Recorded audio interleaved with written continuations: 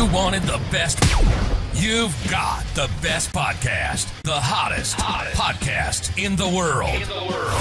The Chris Voss Show, the preeminent podcast with guests so smart you may experience serious brain bleed. The CEOs, authors, thought leaders, visionaries, and motivators. Get ready. Strap yourself in. Keep your hands, arms, and legs inside the vehicle at all times, because you're about to go on a monster education roller coaster with your brain. Now, here's your host, Chris Voss. Hi, folks. It's Voss here from thechrisvossshow.com. There you go, ladies and gentlemen. That makes it official. When the fat lady sings, the opera lady sings. That makes it official right there. Welcome to Chris Voss Show. Remember, folks, the Chris Voss Show is the family that loves you but doesn't judge you, at least not as harshly as your mother-in-law, because she's never liked you anyway. You know how that goes. But anyway, guys, be sure to bask in the Chris Voss Show glow and share the Chris Voss Show glow with other people. We actually got some coffee cups we're designing, the Chris Voss Show glow, so you can drink the Chris Voss Show glow right out of the cup, the official cup of the Chris Voss Show. People like, I don't know, man. It's just a podcast, dude. Anyway, guys, for 15 years, we've been bringing the smartest people, the most brilliant minds, the CEOs, the billionaires, the Pulitzer Prize winners, all of the people who can uplift you, inspire you, take you to that next level in life. And that's what we do. And when you listen to the Chris Voss Show, you bask in the astronauts, the U.S. ambassadors, the Congress members, the governors. You join an elite crowd of people that just spend their day bathing in the Chris Voss Show glow. 3 to 4 shows a weekday, 15 to 20 shows a week. We run like a radio show because radio, I miss it. Does anyone else miss it? I don't know. This probably is a discussion for this time. We had an amazing gentleman on the show, and if he doesn't inspire you, you may want to get you may want to go see a doctor and get checked. 13 years ago, this gentleman had no money, no rental properties, $50K of student loans and debt. And guess what? His first boss out of college told him he was the worst employee in the company and should be fired. Wait, they tell me that every day.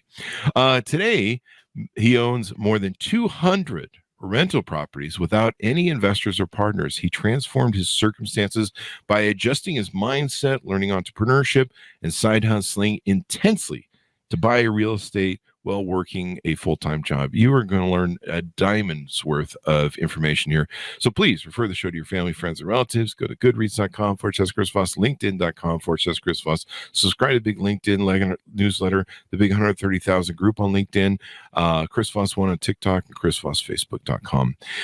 Mathew Pezon joins us on the show. His wife, Anna, buy, renovate, and hold single-family and small multifamily properties for long-term in Lehigh Valley, Pennsylvania region. Lehigh Valley,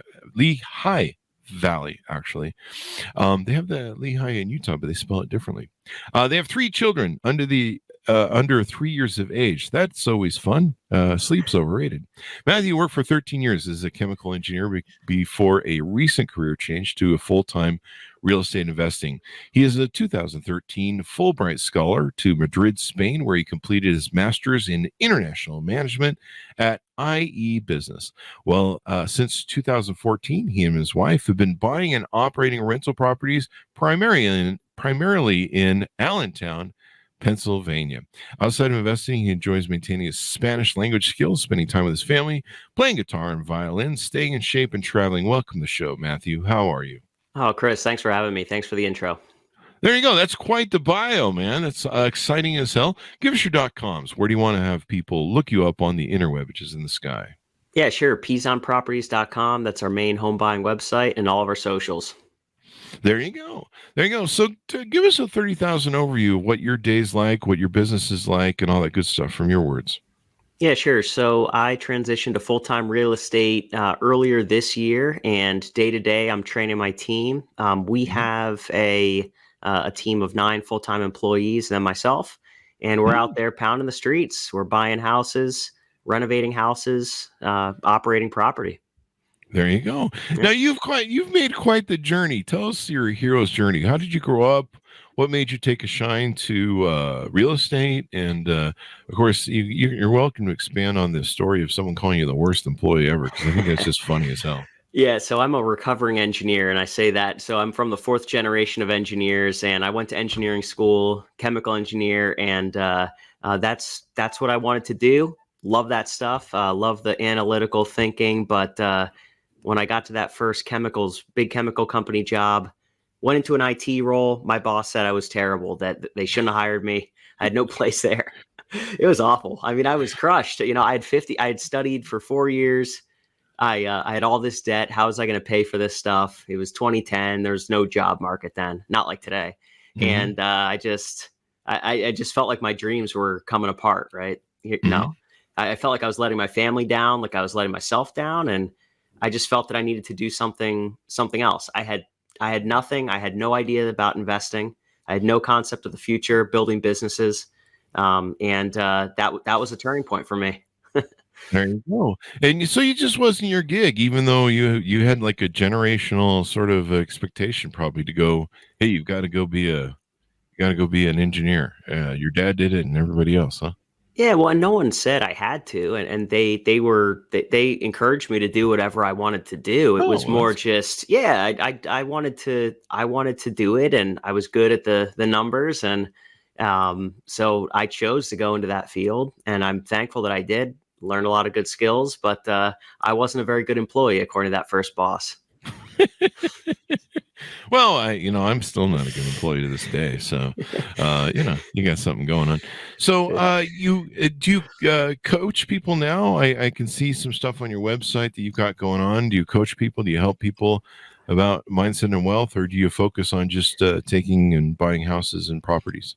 Mostly buying houses and properties. Some of the philanthropy that I do is related to helping folks from disadvantaged groups that historically wouldn't have been able to own real estate and invest. So trying to break down the wealth gap, wealth barriers, and break down that barrier to entry for communities that didn't have that access. So I volunteer. It's a huge passion project of mine, and I love doing that to, of course, provide housing, but teaching others to do it so they can better themselves in their communities. That's what really gets me going. There you go. How does someone reset their mindset about wealth? How did they go from, talking about what you, were kind of, hey, go be an engineer, do the 9 to 5, do the paycheck to paycheck, and hopefully it all work out. You've got $50,000 in debt. How do you go from that to having a mindset about wealth and acquiring and building companies and what you're doing now? Yeah, the answer is unfortunately at first pain. That was very painful for me. How am I going to afford this? What am I going to do? So it starts, oftentimes, it doesn't have to, but it starts from a place of challenge and how am I going to overcome this? Something bad happens to kick off that hero's journey. And then when you say, okay, I don't want to be in this place, or I never want to do that again, that's when the process starts. So for me, that, I told that story, but then it was, okay, what am I going to do? So in my case, I did my master's in management. Okay, I want to do business, get educated, and then apply those things. So it took probably 2 to 3 years of solid education before I really pulled the trigger. And so so you kind of had to hit like I'm just sick of this, I'm not going to take it anymore, right? Moment. Yes. Yeah. You hit that moment or go beyond it, and you just say, I'm fed up. You're just fed up. It's like that network movie. I'm mad as hell, and I'm not going to take it anymore. Go to the window and scream. We were talking about this yesterday on the show with another author, and it seems like I remember when I finally lost weight and made some other changes, like I quit drinking booze. I just get tired of, I'm just like, I just wake up with hangovers, and I don't even drink that much anymore. At 50, your body just goes, yeah, we're not doing it. One beer and you got a hangover the next morning. And I just was like, I'm just not doing it. It was just not worth it anymore. Fuck it. Same thing when I lost weight. I just got tired of being miserable and tired of being miserable, whatever that means. And I just said, I'm just not going to do this anymore. I'm doing something different. And so I think maybe it's important. Do you think it's possible that it's important that we kind of identify that we're unhappy sooner so that we don't have to drag so long through that bottom? Yeah, I think so. For me, it was just about realizing that I thought this is where I wanted to be, or even if you recognize that you don't want to be in a certain place, really accelerating that that pain and saying, you know what, I could see where this is going. Mhm. Bring it up a couple years and say, no, I'm not going to do this. You might be able to plug along for a little longer, but I saw, where my father and, my other, grandparents were where they were financially and things like that. Not that there's wrong with that outcome, but I saw the writing on the wall and I knew where it would lead me. So I said, look, fortunately I had that experience, but even if I didn't, bring up that change to the present, because you see where it's going. Mm-hmm. Do you, I think too, was there anybody who inspired you or maybe motivated you when you hit that bottom, or did you find someone to help lead you out of it? Sometimes, when we hit that bottom, one of the key things we do is we find some sort of proponent, like a book or a leader or someone who inspires us, and we kind of that message resonates with us because we finally the bell's finally gone off in our head. Yeah, I definitely found someone. So it was about a year and a half before I was kind of languishing a little bit, just not excelling at my job. But then when I found Rich Dad, Poor Dad, Robert Kiyosaki, there you go. Oh man, it changed. I realized, wait, I'm not the only one who thinks this is all stupid. Right. So that was an eye opener for me. And of course, going to business school and things at the time, once I had the mentality and then I had the tools, that's when I could start making the change. It wasn't just the mentality, or wasn't having the tools and not even thinking to use them. I needed both. Mm-hmm. So was there an inkling that you started to have after reading Rich Man, Poor Dad, or Rich Dad, Poor Dad? Rich Dad, yeah. That you're like, I need to start my own company, or I need to do my own thing rather than rely on someone else.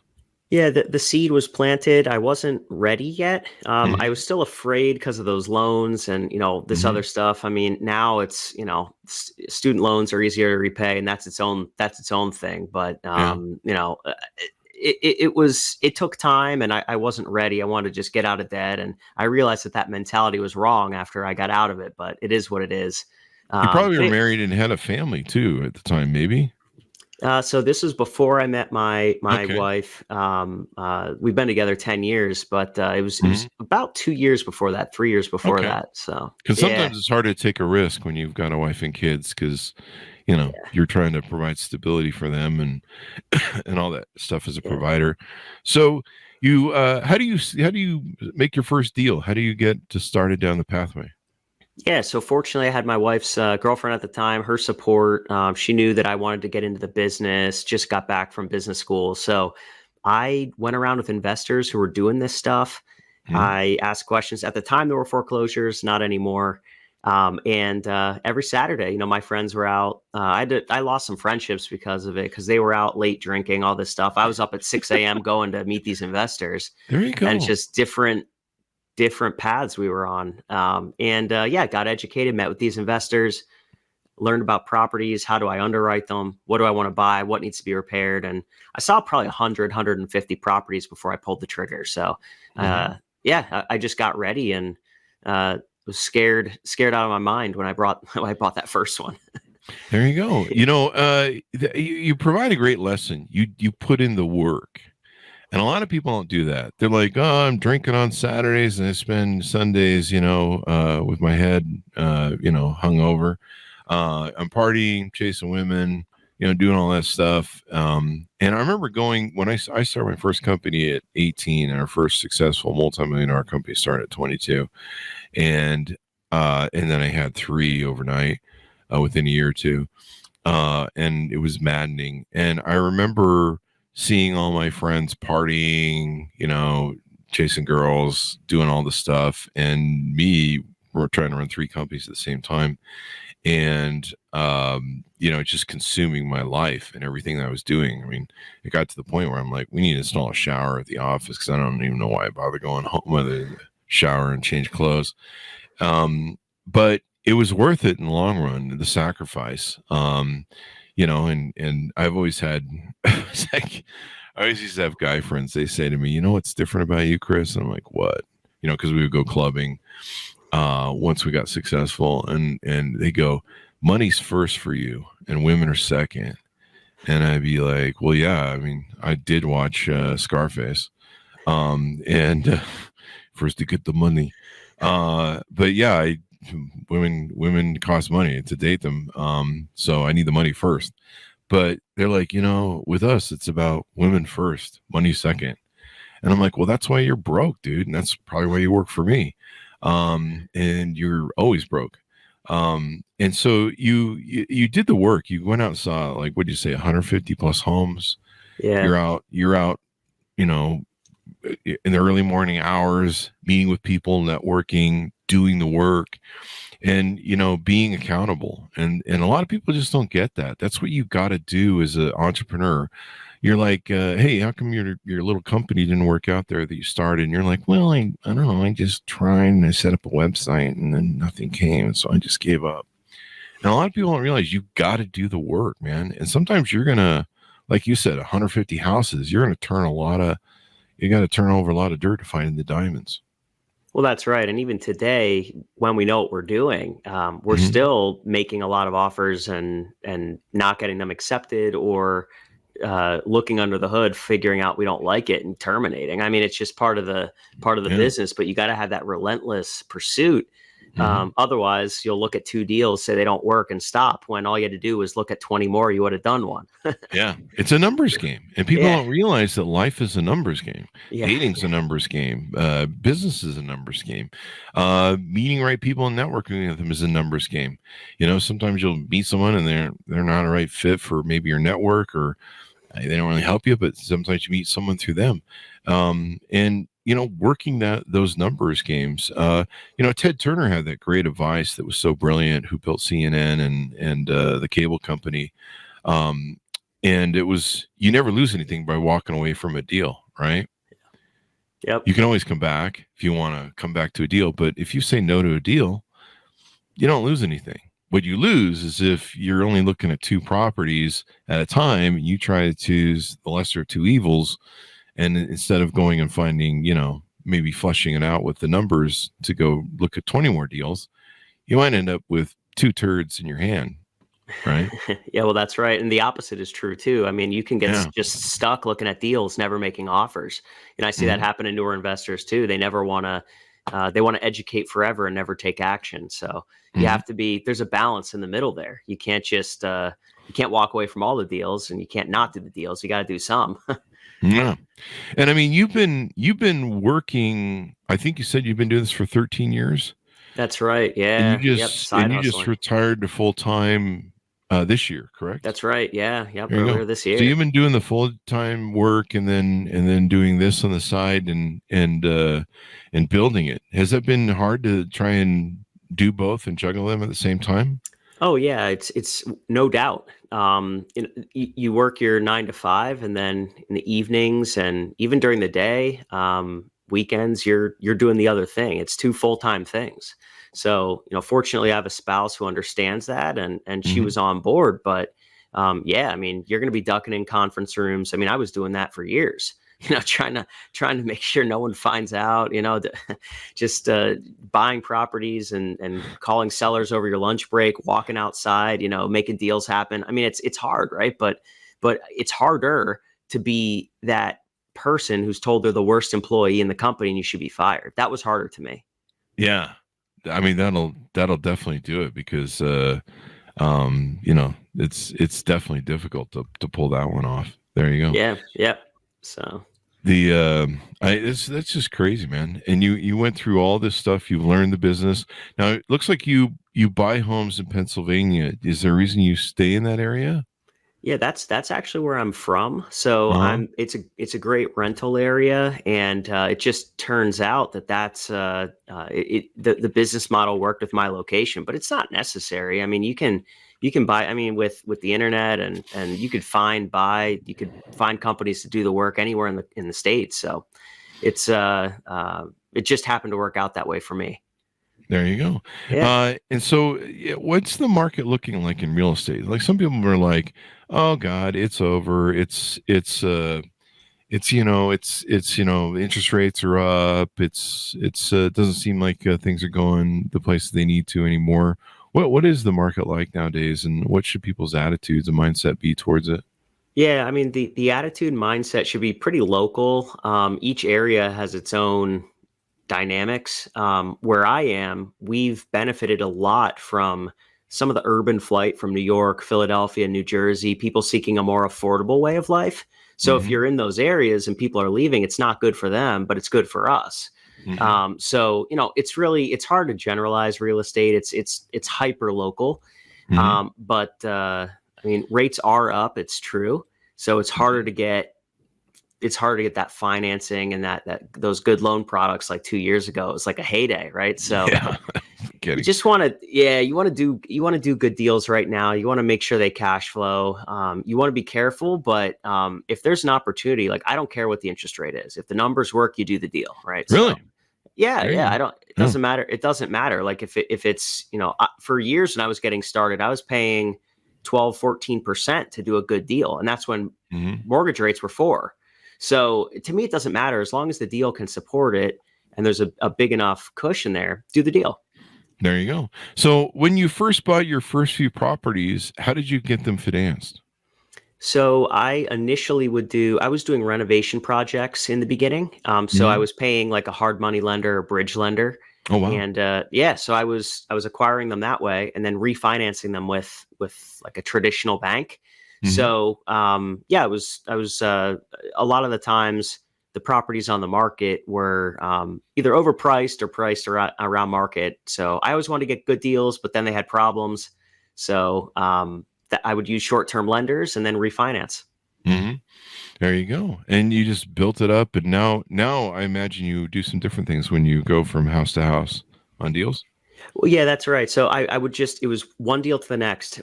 The goal was, okay, if a property is worth a certain amount, I would try to be all into that property for 20% less than that amount. Because I can get a loan for 80% of what it's worth. So I wanted to get that 20% basically for free.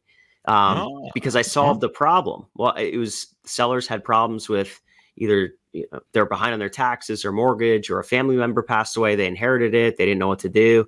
I'd solve the problem and try to get a house for free, basically. and I mean, it's because that was my fee. I mean, some people couldn't repair the property. Some people couldn't sell because the resident wouldn't let anyone in, right? So there's always a problem. And so I would solve that problem. It was either a people problem or a property problem. And my fee was that equity. And there you go. Once I fixed it, I'd refinance and do it again.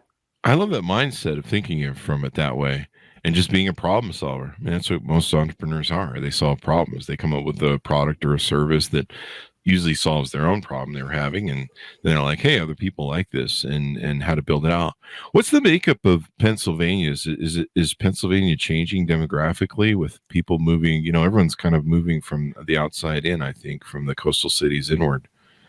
Yeah, that's right. So depending on where you go, the kind of central and northern Pennsylvania is actually decreasing in population, but on the eastern part where we are, I mean, there's 100,000 people coming into the area in the next, 20, 30 years. I mean, it's going to increase. Yeah. It's, it's one of the top retirement areas, actually. You wouldn't think that, but a recent report came out on U.S. News and World Reports, and Pennsylvania, because of the low taxes, the affordability, the amenities, the healthcare, it is one of the top places to retire. So people are moving here in certain areas, and it's benefiting us locally, at least on the eastern half of the state. There you go. And that John Fetterman senator you guys have is funny as hell. The way I like how he's just turned into he's just Zuckerman. He's just Jeff Zucker, the U.S. Senate with his dress code. Yeah, I mean, look, shorts and a sweatshirt. It's not the Senate or anything, right? Who cares? God bless him. I could be senator because I love shorts and black shirts and black shorts and me too, flip flops too. So I'm like, damn, he's broken the barrier where I too could be a senator someday and not have to wear a suit. So there you go. You talk about what are some top tips for hiring the right property manager, and why do you need to hire one? Why is that important? Yeah, that's such a great question. I mean, I self-managed for about 4 years, and there comes a point where, look, you're working a full-time job, you're also Hmm. trying to buy their property, you want to have a life, you have relationships, family, Hmm. kids. You really don't want to be taking that no heat call at 9 p.m. on a Saturday. You're watching a movie with your family. Trust me, I've been there. It's just the worst. And The then no, you're trying the to no call heat call. contractors, and it's just, yeah. So just, it's a barrier between real life and your life, where you can Ah, hire a service to resolve things, and you can do what you need to do with your family and other things. And that's why I love property managers, and I only work with third party property managers because I didn't want the employee issues either. So so you don't at the hire time, internally, I guess. not Now, for that. have you changed then? You said at the time, so. Well, I'm not really looking to do my own management just yet. I might be forced to eventually, but my Hmm. property managers are performing. Hmm. I borrow a lot of money, but that doesn't mean I need to start a bank. I have a lot of insurance policies, but it doesn't mean I need to be an insurance carrier. So Ah. even though I could, it's at this stage, it's taking me away from the next deal Hmm. if I were to start up that company.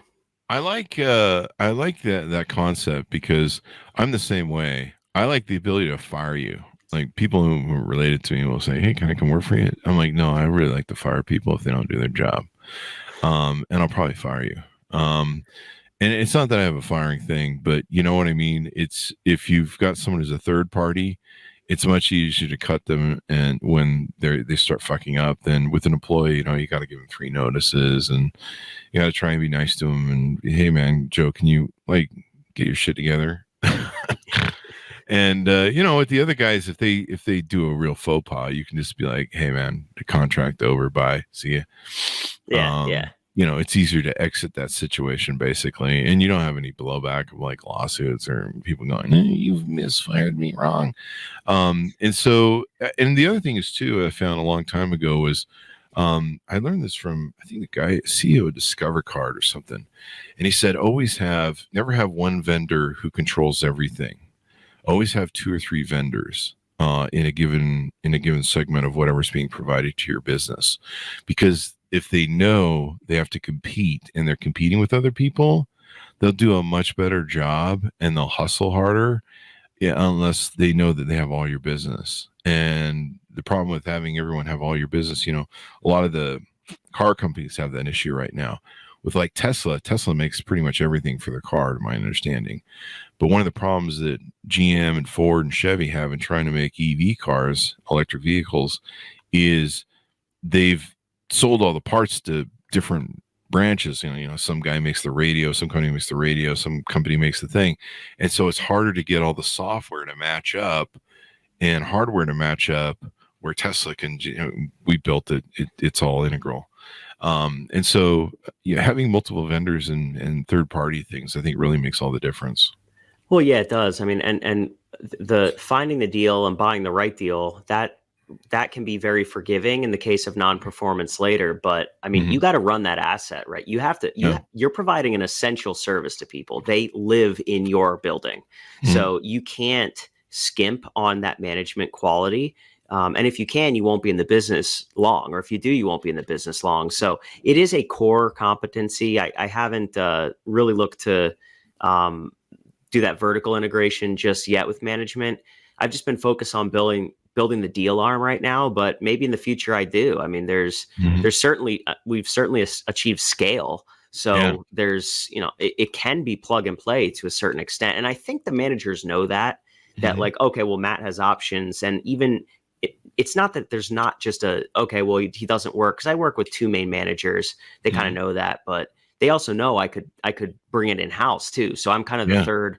I'm the bigger gorilla. I'm sitting over on the side, but they know I could pull it. Yeah, there you go. And so now, what was your best advice for people that want to do what you do? I mean, you've really played the long ball here. I mean, you've been doing it for over a decade, but you still kept your day job.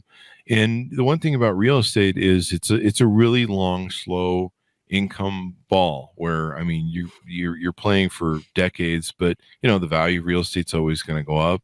And you know, you're making that depreciation money and all that sort of stuff. What do you give advice for people who are finding off market deals, negotiating with sellers to buy them, and the vision for playing that long ball? You know, because you're not going to get rich overnight usually doing real estate. Yeah, I mean, first you have to know why you want to do it, and you have to know what your investment strategy is. I loved single family homes, and I told you my why. But you know, listeners need to know theirs, because it's going to get hard. You're going to have people, you know, contractors run away with materials and money. You're going to have resident issues. You're going to have, you know, slip and fall issues. There's all the issues, right? So you have to know why. And after that, you know, when you know your investment strategy, you have to get educated. You have to build your credit. You have to save money. You have to be prudent with your budgeting, because you can't put down a chunk of change that you don't have. So you got to really, you know, get those things right, get your credit right, you know, and then you have to find your team, because once you buy this thing, now you're stuck with it. It's yours. It's your problem now. You can't. It's not a stock you just liquefy. I mean, it could take 3 months to find a buyer, right? More if you ever sell. So, you know, then once you have your team, and you got everything else before that, you're educated, you know, then you're looking at the property. People just want to go look at properties, and that's just not how it works. They skip 10 steps, and they didn't set up the foundation. You know, you gotta. They're picking out the kitchen faucet before they even poured the concrete to the foundation. You know, they're too far out in left field to even build a strong business. I saw that a lot with some real estate friends right before the bust in Las Vegas from the 2008 Great Recession. I had a couple of friends that they'd spent like 25 grand going to all the Carlton Sheets seminars and all the seminars that teach you what you're supposed to do. And then they went out and they did every single thing that you're not supposed to do, that they spent $25,000 doing. They spent all that money just blowing it. And I remember saying to them, like, you have done everything that you're not supposed to do. Like, they bought homes that were $2,400 monthly payments on no down, you know, those crazy negative AM loans from 2008. And I'm like, you bought homes that you have to make the service payment on $2,400 a month, but the rental market in Las Vegas max for, you know, a full family is $1,400, $1,600 on the luxury side at that time. And I'm like, so you're $1,000 upside down. Well, we just have to find the right renter. No, you don't. No one's going to rent that. It's stupid, because they can get 500 homes for less than that. And you're right. People go crazy. They get focused on getting down that road, and they don't, you know, do the basics, as it were. Oh, that is so true. I mean, all those mistakes, or they want to go out and look at properties, but they can't buy them because they're not bankable. You know, so, you know, and then they're just, instead of, they'll go down rabbit holes of getting educated, but meanwhile they're overspending and everything in their personal life, their credit's in the toilet. You know, you have to go in order, because you can't skip steps in this business. You can, but you'll get burned. Yeah. And maybe fix your personal debt first and stuff like that. Like, pay off your credit cards. You know, it's funny how people look to investments where they're like, hey, I want to invest in, you know, maybe real estate or stocks or something. And yet they're paying, you know, these exorbitant credit card rates. Right now, I think the reports are in studies that we're on a credit card drug mission ever since COVID.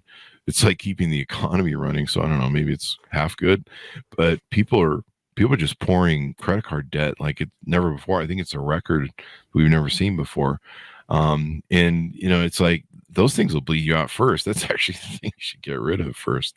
Well, yeah, I mean, and if you're living your personal life outside of your own means, I mean, gosh, what are you going to do with your business? I mean, it's common sense, right? But people don't think, they're looking for the silver bullet. They're looking for the quick fix. And this business is a slow. I forget who said this, but someone said real estate is slow and dumb. I mean, you can see the trend. You follow the people, you follow the jobs, follow the people. It's prices aren't going to shoot to the moon. Now, recently there was some appreciation, but I mean, it's like, look, it's just be methodical. You just do the math, and the math will tell you what to do. Yeah. I mean, that's the beautiful part about real estate investing is it's not so much cyclical. It is kind of with interest rates, but there's not a huge amount of new property. There's a real inventory property problem we have in this country of not enough SFRs being built, single family residences. In fact, multifamilies are being thrown up like it's going out of style, which isn't going to fix the problem. I mean, we actually need, like, I don't know, some government hand down to say, hey, you get $30,000 off builders if you buy SFRs. We need like a huge Levittown sort of rollout going on, but that doesn't seem to be happening anytime soon. So many cities have these laws and regulations where they're like, not in my backyard, and so they're kind of creating their own problems. But it's interesting. You can invest in Bitcoin or something that's crazy and extremely volatile. The great thing about housing is it's going to always be around. So as we go out, Mathew, give us your final thoughts and pitch out. How can people on board with your site? What sort of clients are you looking for, et cetera, et cetera? Yeah, sure. So we help anyone in Eastern Pennsylvania who's looking to sell their property, primary residence, rental, off market. No, we charge no fees, commissions, anything like that, and we buy direct from home sellers. So you can reach out to us on our website, and we'd love to work with you. There you go. And give us the website as we go out. Sure, pezonproperties.com. There you go. Well, very insightful, my friend, to have done all this stuff. And I love the story, too. You're clearly not the worst employee ever, according to that guy from 10, 20 years ago. He did me a favor. Sometimes that's what we need. Sometimes we need somebody to kick us in the butt and kick us over the finish line, as it were. And then you're like, hey, thanks for that. I kind of needed that wake-up call, as we've talked about on the show. So thank you very much, Mathew. We really appreciate it, man. Yeah, Chris, love being here. Thanks so much. Thank you. And thanks to my audience for tuning in. Go to goodreads.com/Chris Voss, linkedin.com/Chris Voss. Subscribe to the big LinkedIn newsletter. That thing is just killing it over there. It grows like a weed. The 130,000 LinkedIn group. Go to youtube.com/Chris Voss, Chris Voss 1 on the TikTok, and Chris Voss, Facebook.com. You can chat with the show over there. Thanks for tuning in to my audience. Be good to each other. Stay safe, and we'll see you guys next time.